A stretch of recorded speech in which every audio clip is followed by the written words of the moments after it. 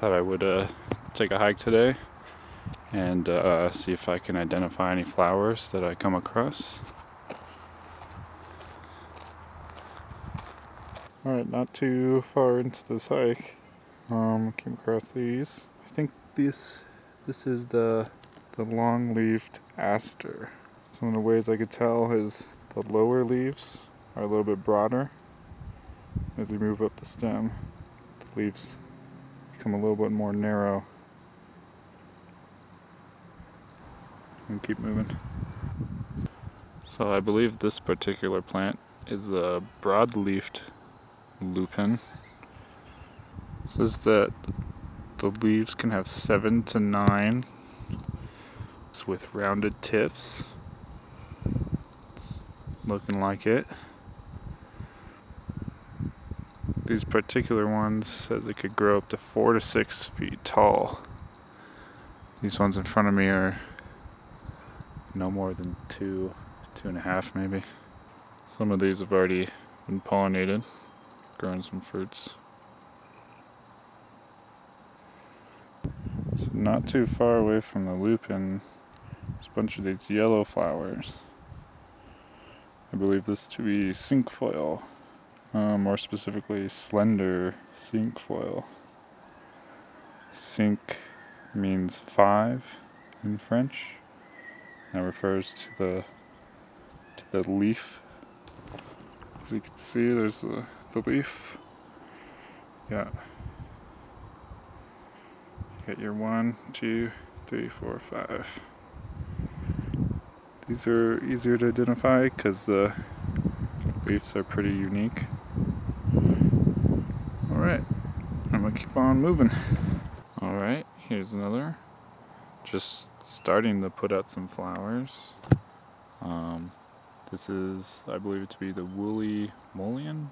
Don't know if I'm pronouncing that right. And then over there's another one.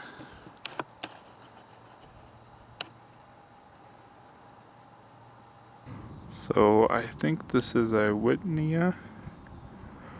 Not sure if I'm pronouncing that right either. Sat here for a while trying to figure it out. I think it is because it's supposed to have gray, hairy, opposite leaves with 3 veins, which it does. And the petal tips may have notches, which they do. So I think this is the Whitneya. So not quite flowers, but these are known as goat's beard. Fertilized flowers develop into large dandelion-like heads, which these are. And then you can see above some unopened flowers. So this is goat's beard.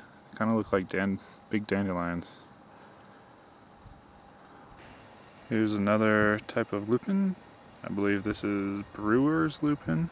It's a little bit smaller and closer to the ground. Looks quite similar though. Look at the leaves. Here's something that's really abundant out right now, are these mountain rose. As you can tell, they're pretty abundant. All these bushes back here are all rose. The leaf structure is pretty easy to identify when they're not blooming. These are bushes, they do have spikes on them. There's a close-up of the rose spines.